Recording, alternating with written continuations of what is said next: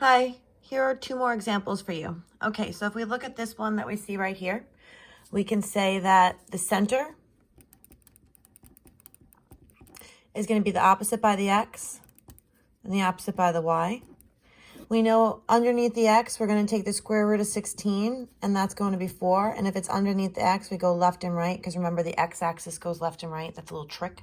And the square root of 1 is just 1, and that's underneath the y value, so we're going to go up and down. So if I actually take my graph paper, this over here, and I plot my center in -2, 5,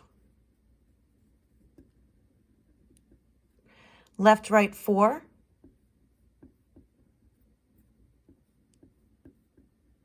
up, down, 1. And then you're just going to make some kind of sketch. Remember, it doesn't have to be perfect. Some of yours will be really bad, and that's okay. Just attempt it. Okay, so there we go. So remember what we talked about on the other two examples, that we know that the vertices are on the major axis, whichever one's longest, if it's longer horizontally or if it's longer vertically. So we know it is longer horizontally, so these are going to be your vertices. So again, we have that the center was -2, 5. The vertices are going to be 1, 2, 3, 4, 5, 6, 1, 2, 3, 4, 5, -6, 5, and it's going to be 2, 5. And remember, there's always going to be either a common x or a common y. Look at how the center and the vertices all have the common y. So that means when we come up with our foci, they also should have the y value of 5 because they're on the same line. So in order to find that, we have to find c. So we have c squared is equal to a squared minus b squared. C squared is equal to 16 minus 1. Remember, you're always putting the bigger one. C squared equals 15. Square root, square root. C is approximately, let me use my calculator, 3.9. Remember, we're rounding to the nearest tenth, 3.9. So that means if I go back to my graph, from the center, I'm going to go right, 1, 2, 3.9. And I'm going to go back to the center and go left, 1, 2, 3.9.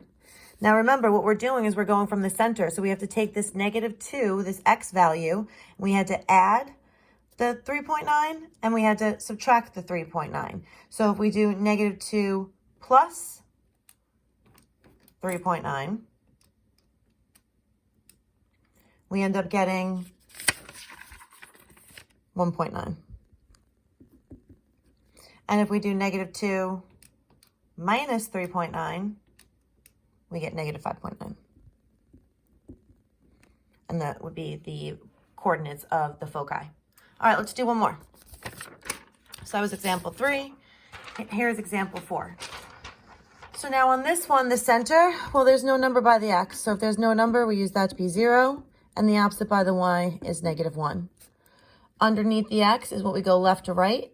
We take the square root of 9, which is 3. Underneath the y, we go up, down. We take the square root of 25, which is 5.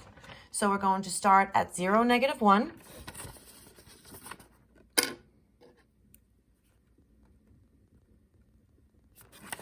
And we're going to go left, right, 3, up, down, 5.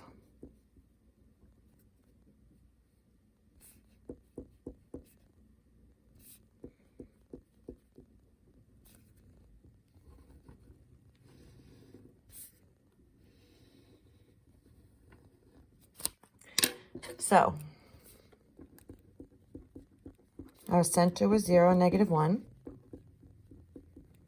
This one is actually longer vertically, whereas the last one up here was longer horizontally. So notice how now the vertices are going to be the points on the vertical axis. So that's going to be 0, 1, 2, 3, 4. And then 0, 1, 2, 3, 4, 5, 6, 0, -6. Look at how on this one now, all the coordinates, see how they all have the same x value. So that means when I come up with my foci, that is also going to have 0. And now what we have to do is we have to go back and find c. So c squared is equal to a squared minus b squared. C squared equals the larger one minus the smaller one. c squared equals 16. And this one works out to be a perfect square. So we just have to move 4. Remember, we go on the whichever way it's longest. So we said the vertices were up and down. The foci are going to be up and down as well from the center. So go from the center up 4, center down 4. So you're going to actually have 0, 3, and 0, 1, 2, 3, 4, -5. All right, I hope these examples helped you. If you need any more help, don't hesitate to ask me through the Talking Points app. I'll talk to you guys later. Bye.